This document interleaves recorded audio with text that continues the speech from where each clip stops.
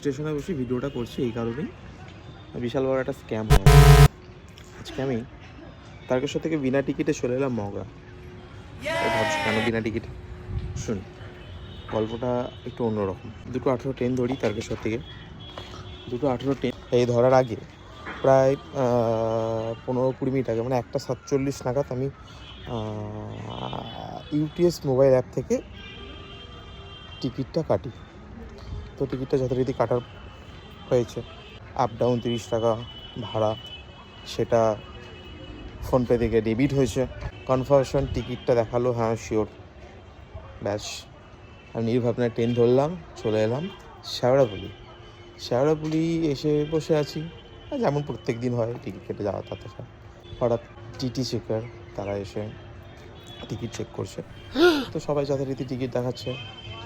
তো আমি জানি আমার কাছেও টিকিট আছে। আমি ইউটিএস অ্যাপটা খুললাম যে টিকিটটা দেখাতে যাবো কি না। দেখলাম আমাকে চাইলো না। ভালো কথা, তাও আমি টিকিটটা দেখলাম যে আজকে দেখি একবার। ফোনটা খুলে দেখি টিকিটটাই নেই। তারপর মেসেজ দেখছি যে টাকাটা ডেবিট হয়েছিল সেটা আবার আমার ব্যাংকে ক্রেডিট হয়ে গেছে। ওই কী ভাবনায় ইউপিএস থেকে টিকিটটা কেটে তুমি ট্রেনে চড়বে? টিকিটটা কনফার্মেশন হওয়ার পর টাকা কেটে নিল আইআরসিটিসি থেকে। তারপরে আধ ঘন্টা ট্রেন সাফার করার পর দেখছি টিকিট নেই। বিশাল বড় স্ক্যাম হয়ে গেল। এবার টাইমে আমাকে ক্লাসে ঢুকতে হবে। কী করলাম? বিনা টিকিটেই মগরায় এলাম। কিছু করার নেই।